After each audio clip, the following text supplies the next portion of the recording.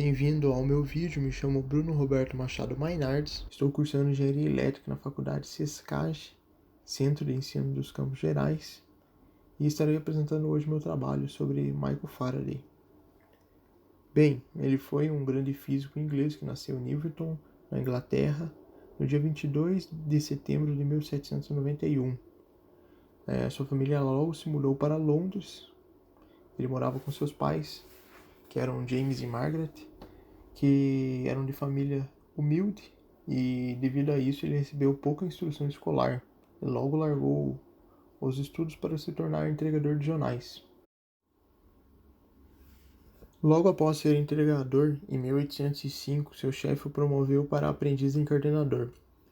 E perto de vários materiais, como por exemplo livretos, ele poderia ler o que quisesse. Leu diversos materiais, como obras de gramática e obras científicas, e lendo sobre várias áreas, ele se apaixonou pela ciência.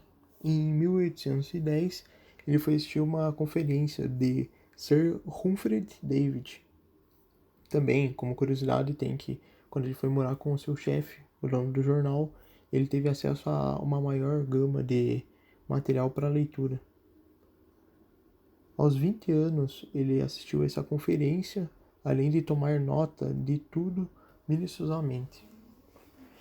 Bem, Rudolf Humphry Davy, ele era um químico inglês e presidente da Royal Institution, a ARI, conhecida, que é uma organização voltada para a educação científica e a pesquisa, com sua sede em Londres.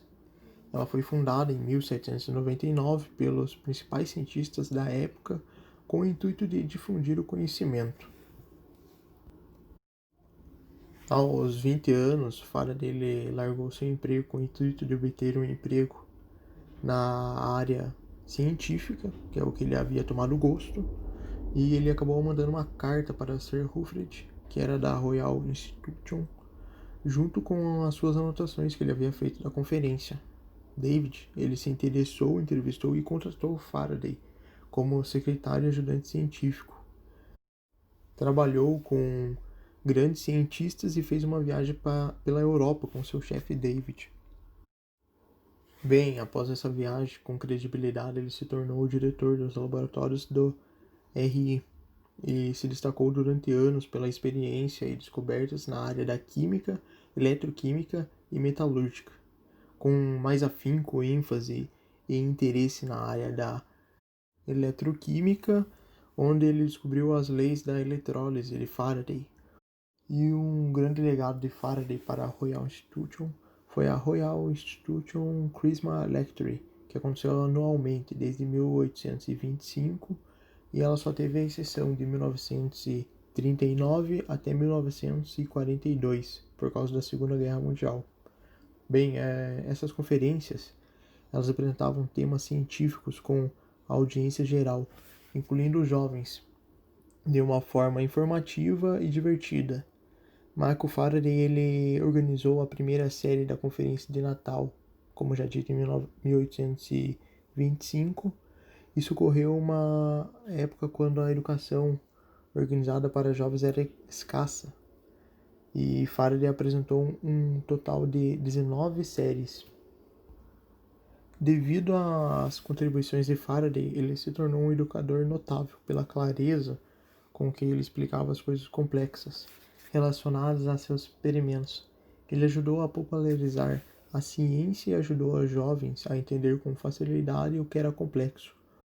E nessa mesma época ele casou com Sarah Bernard e teve uma vida simples. Como mais uma curiosidade, tem que Faraday ele se recusou de receber honrarias diversas e título de Sir.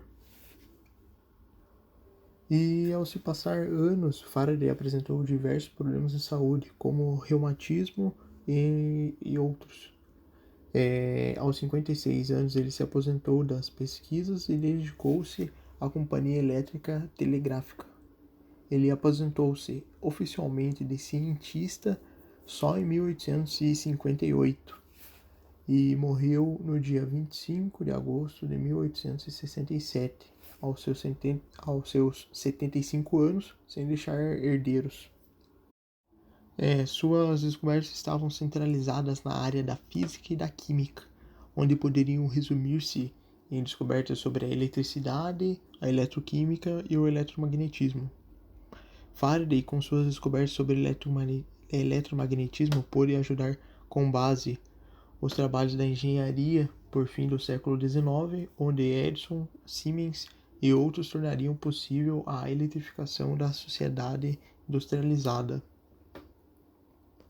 Na área da física, suas descobertas e estudos foram relacionados à eletricidade e ao eletromagnetismo. Vários, como por exemplo, o trabalho sobre a rotação magnética, que é o princípio do funcionamento de um motor elétrico. E após o estudo de Ørsted, ele conseguiu formular a teoria da indução eletromagnética, com sua descoberta gerando a lei de Faraday, que é o princípio do funcionamento de geradores e transformadores que conhecemos hoje, por exemplo.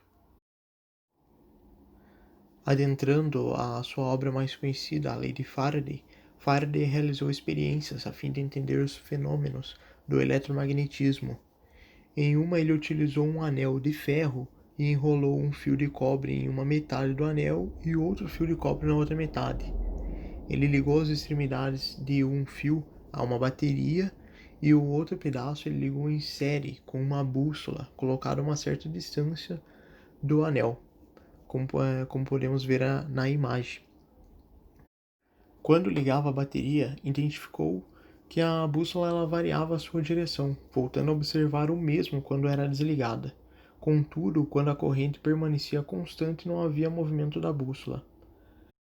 Assim, ele percebeu que a corrente elétrica induzia uma corrente em outro condutor. Concluiu que o movimento de um ímã gera uma corrente elétrica em outro condutor. Portanto, descobriu a lei da indução eletromagnética. A lei ela diz que quando houver variação do fluxo magnético através de um circuito, surgirá uma FEM, uma força eletromotriz induzida. Formulando assim, como está na imagem abaixo, a força eletromotriz induzida é igual ao negativo da variação do fluxo eletromagnético dividido pelo intervalo de tempo. Como já dito, Faraday fez também diversas outras contribuições muito importantes na física e na química, tendo como as mais importantes e mais relevantes para o mundo a gaiola de Faraday, a eletrólise, o princípio da criação do motor elétrico, que seria a lei de Faraday, a invenção da bexiga e do gerador unipolar, o dínamo. Bem, esse foi meu vídeo sobre a vida e as curiosidades de Faraday. E aí, você gostou de conhecer ou saber mais um pouco sobre o assunto? Então não esqueça de deixar o like e, se possível, compartilhe o vídeo com seus amigos para que eles também possam saber.